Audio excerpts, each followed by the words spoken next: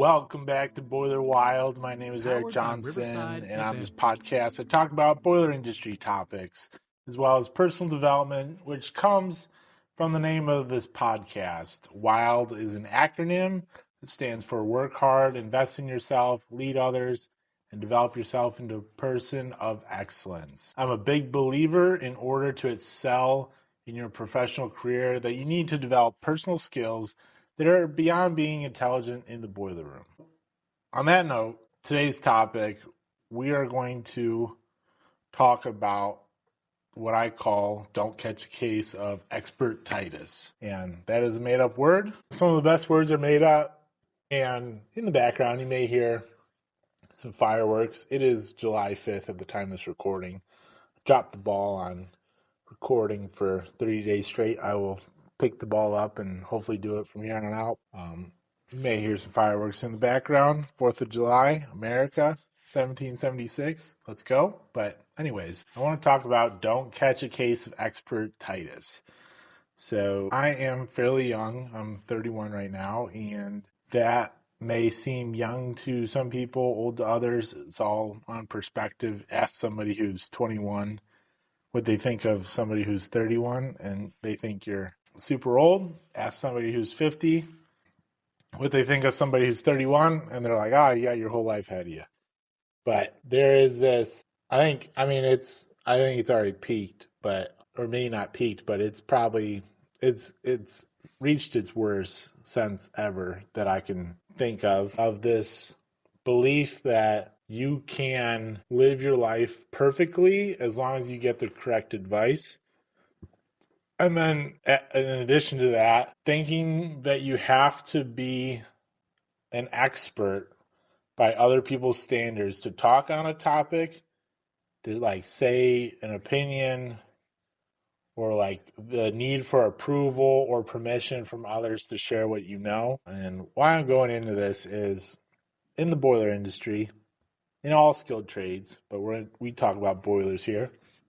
In the boiler industry, there's a huge problem of people retiring that have all the knowledge, have all the skills, and due to multiple reasons, there's not as many people to replace them. And new people coming into the industry can easily look around and be very intimidated by what they don't know. And then on top of all that, they are told, you don't know anything.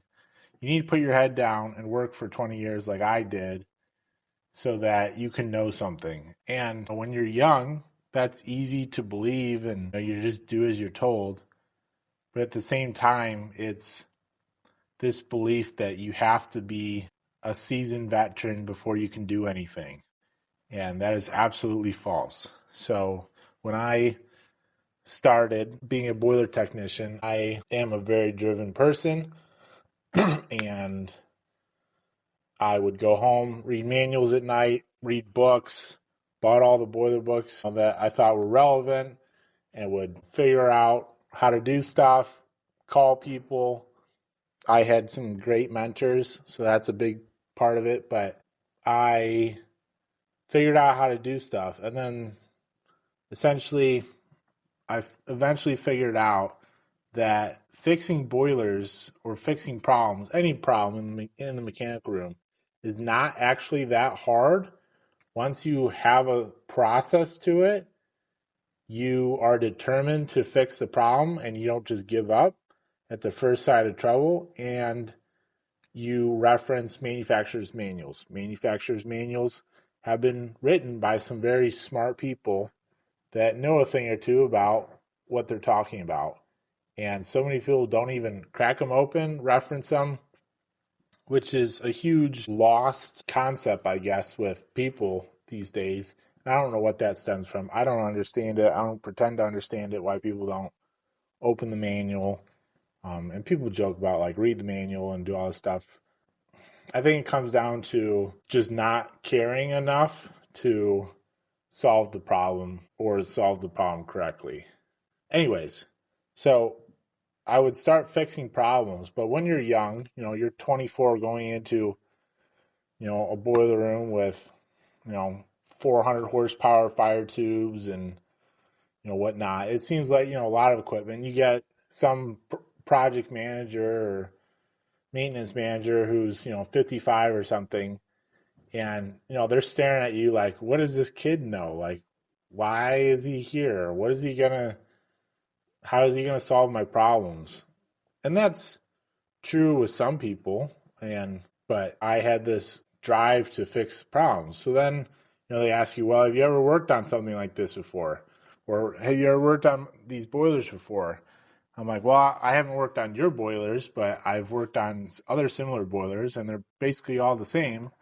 So, let me give it my best shot. And, I'd fix the problem, and they'd be like, wow, I didn't realize, somebody so young could know so much.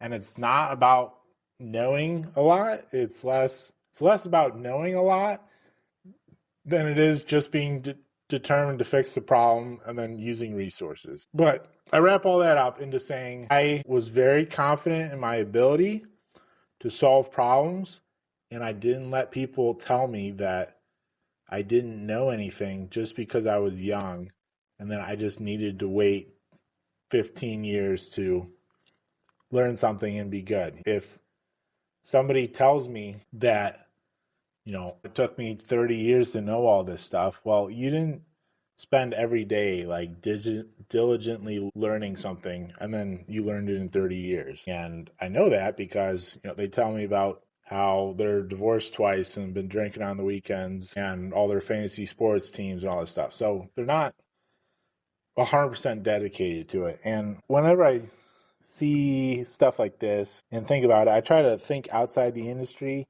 And there's so many instances in like tech where there's young 20-something-year-old people who have started multi-million-dollar companies. Mark Zuckerberg is probably the most famous one. But they raise all this money, they start all these companies, they do this big thing, and then, then you find out their team of programmers is a friend group that all met in college, and they're all 22. And nobody is going to say, oh, well, you don't know anything. You need to be 42 before you can learn how to program or learn how to, run a company or something.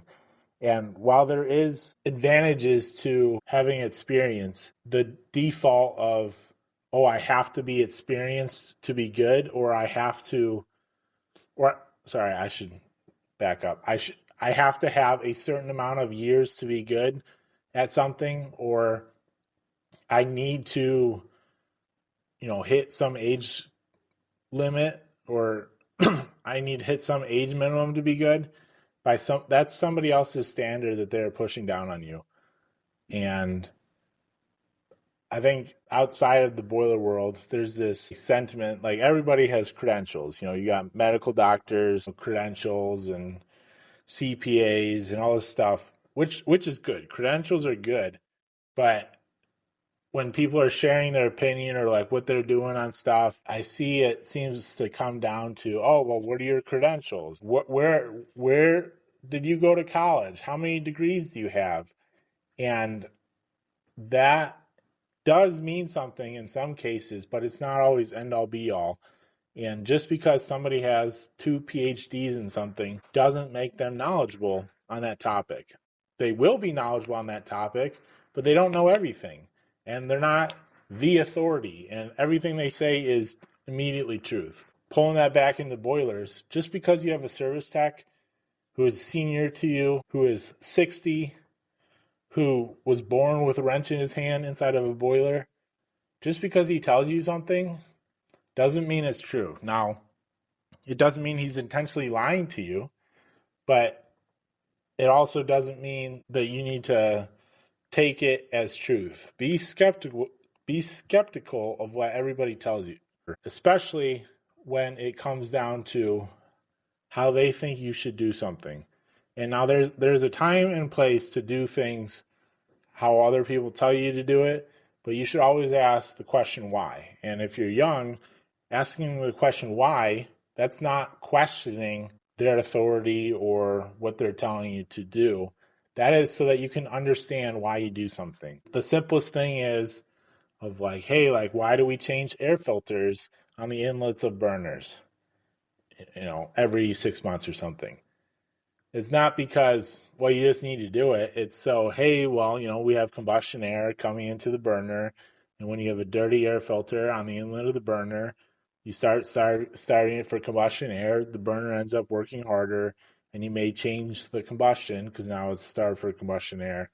And if it gets bad enough, it can, suck the filter in, or, it'll lock out on a blocked filter switch. There's all this other stuff, but it's more than just, oh, we just need to change the filter. Because if you just tell somebody we have to change the filter every 6 months and they don't know why they're doing that, they could change it every 6 months. But when you're a service tech, you need to know the why behind what you do. Yeah, it sounds wild to say, but I can't stress this enough. But there are so many people that think they know something and they don't. And I can already see it now. People will say, oh, well, you're just young, you hate authority and all this stuff. It's not that. There needs to be a good reason why something is done. And if you can't tell me why something is done, then you don't really know. Like I said, there's a time and place to do as you're told. But if you're going to be a service tech and work on your own, you need to understand why you do something. I can remember going out to a service call and working on a thermal fluid heater that wouldn't run in a plant, and I'm working on it, and it's got electrical problems. This heater had tons of electrical problems. It seemed all the time. It was due for replacement 20 years prior, yet they didn't want a replacement, and it was very dirty, and it was thermal fluid, and the thermal fluid had gotten everywhere, it seemed like. And there was the classic one bulb in the boiler room, one light bulb, and the light bulb was on the other side of the room. I finally figured out what was the problem, but a operator came in, and he's like, hey, man, I tried to start the heater, and it wouldn't start. And I hadn't fixed the problem at this point. I'm like, oh, like, what were you trying to do? And he's like, oh, well, when you start the heater, you need to press the reset button and hold it for 10 seconds on a Honeywell 7800. He was talking about it. You need to press this reset button and hold it for 10 seconds. And then you have to turn this switch to on, which was the burner switch. And then the heater will start. I'm like, oh, all right. He's like, yeah, that's what I do. So it starts every time. So in his mind, he believes that you have to hold the reset button to a Honeywell 7800 for 10 seconds and then turn the switch to on, which is the burner switch, and the heater starts. And he's confirmed that because the heater starts when he does that.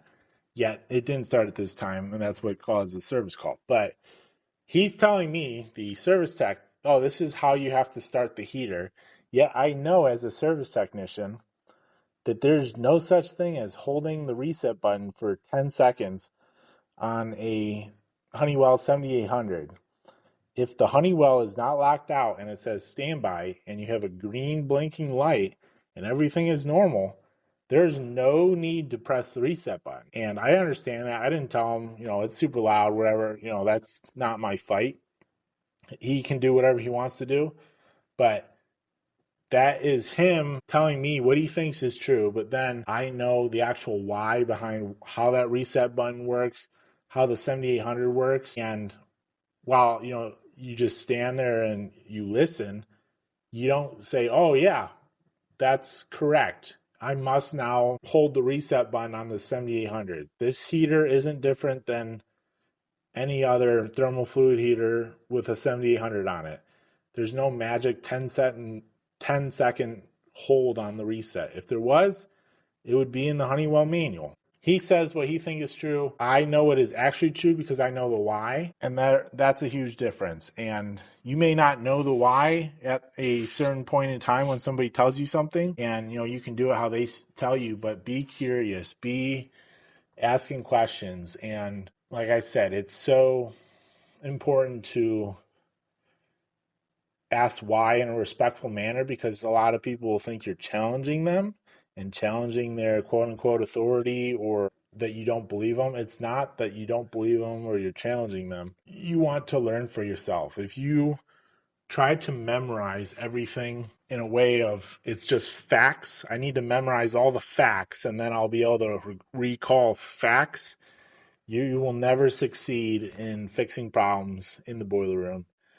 There's way too many facts. Even if you were just to work for one manufacturer, you can't memorize everything that's going to happen with one piece of equipment in all scenarios. It's just not possible. But once you understand the why behind why boilers are piped the way they are, why steam works how it is, why hydronic systems work how they do, now you don't have to memorize all the facts. You learn the foundational knowledge, and once you understand the why behind the foundational knowledge, you can build upon that by asking questions to other people, by reading manuals, reading books, and all that is just a reference. And as you build up the foundational knowledge, but it's also, you will forget information. And when you forget information, that's fine because, you obviously didn't use it enough.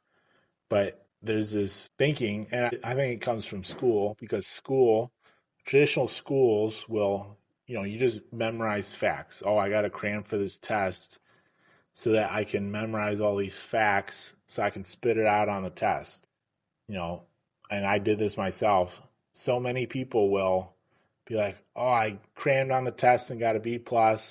And then a week later, they can't even tell you what the test was about. And when if you were to retake that test, they would fail because they just crammed. It was short-term memory. It was not long-term recall. Just because somebody does it one way doesn't mean it's the only way. But the way you should want to do it is the way the manufacturer wants you to do it, or the most correct way. And there is a most correct way in most cases. Not everything is up for opinion. In most cases, people get lazy and they cut corners, and they end up using their cutting corners of thinking that is now the normal standard. Like I said, I call this Expertitious. That's expert with ITOS on the end. That it's just, I feel so many young people struggle with it. I see a lot on Facebook and Reddit and Instagram, social media. People will get on pages, industry pages, or ask questions. Hey, I'm getting $22 an hour for, this and this work. Am I getting screwed over? Is this good? And people are giving opinions. Those opinions, they know nothing about your life. And you're the best person to know about your life. And you need to ask people that know your life. Asking strangers on the internet to give you their opinion on your life should have no bearing on what you do. The same thing with coming out of college, and you say, hey, I'm going to go into this industry, and ask other people what they think about it. They will tell you what they think based on their experiences. Ask a divorced man what he thinks about marriage, and he will probably tell you it's the worst thing ever, and that you should never get married, and he regrets everything and all this stuff. Then ask somebody who is 70 and happily married, and he'll tell you it's the best thing ever. They are giving you their experience mixed in with their opinion. So many young people, I guess old people too, but young people take so many people's opinion as fact or the way to do it. There's no one way or correct way to live life. There's no amount of books to read or opinions to ask of other people for you to avoid making mistakes in your life, for you to always make the correct decision, and for you to live a quote-unquote perfect life. And just because somebody has PhDs or credentials or authority doesn't mean they know everything. Some of the best trainers out there, boiler trainers, skilled trades trainers, teachers, instructors, will tell you they don't know everything, and they'll tell you, even if you ask them a question in class, they'll say, I don't know, but I'll find out. That is them admitting they don't know everything. Their main goal for you is to guide you, not to tell you stuff, but to guide you to learning. If they just tell you facts, if I walk into a room and there are 10 people there and I just tell them how a boiler works, you may pick up what the general concepts are, but you are memorizing facts at that point. But if I lead you in a thinking process of how a boiler works, now you start making long-term neural connections in your mind. And once those connections come together, now you understand it and you don't have to remember the facts. Nobody memorizes how to drive a car. You just end up learning how to do it from doing it so many times. You don't have to consciously think, oh, I need to press the brake pedal. And then, when I do this, you just end up learning it. And that subconscious of learning it and second nature will happen in the boiler room and with your job, fixing things or, being an operator or whatever your job is. That will come to you if you spend enough time learning the why and learning the true why behind why things are done. And then the other side of this is a lot of people say we need to ask the experts or, what are the experts' opinions? Sometimes the experts don't know and they're making stuff up. Sometimes the experts do know because they've lived it. That's the opinions that you want to listen to. And sometimes the experts guess with the best intentions, but can lead you astray. And there are levels to experts. So when you talk about somebody who is 25, most people in the workforce would say, oh, somebody who's 25, they have no idea what they're doing. But if somebody who's 25 goes into a middle school classroom and starts talking about their job, those middle schoolers now look at that 25-year-old as an expert. But that 25-year-old is probably not going to go into a industry board meeting and talk about code that was written for 30 years and be an expert. So there's layers to this expert, and there's no amount of time to be an expert. You don't turn 40 and become an expert at something. You become an expert at something by intentionally learning it and understanding a topic. But you have to take in the information and then filter it. And if you don't filter it and you just blindly accept something for what it is because somebody is older than you or somebody has a bigger job title than you, you are setting yourself up for failure and to make mistakes unless that person is truly being intentional in leading you. And if you ask why and they say, hey, Mike, probably the biggest thing quoted on the internet is, that's code. But then you ask somebody, where is it code? And they can't tell you, then they don't know. They've probably heard it's code, or they generally think it's code, or somebody else told them it was code. They've probably never even opened up the code book to read it. But if somebody says, hey, this is why we do it and that's code, and you go, well, what code? And then they're like, oh, hey, here, let me show you. And they pull out the code book or they pull it up on their phone. And then, they flip to the section. And they're like, oh, in this, section of the code, this is, what it says. And this is why we do it. That is how you learn. Those people that do that, those are the experts that you want to learn from. But if somebody just tells you, oh, that's code, but they can't cite the code, then they don't know either. They're just repeating what somebody else told them. And you might be the 30th person down the line of the telephone. And at this point, you might as well just ask a preschooler how to fix a boiler because you're probably going to get the better information from them. So wrap this all up. Probably gone on enough about this rambling, but don't catch a case of expertitis. Just because you're young doesn't mean you don't know anything. Have some confidence.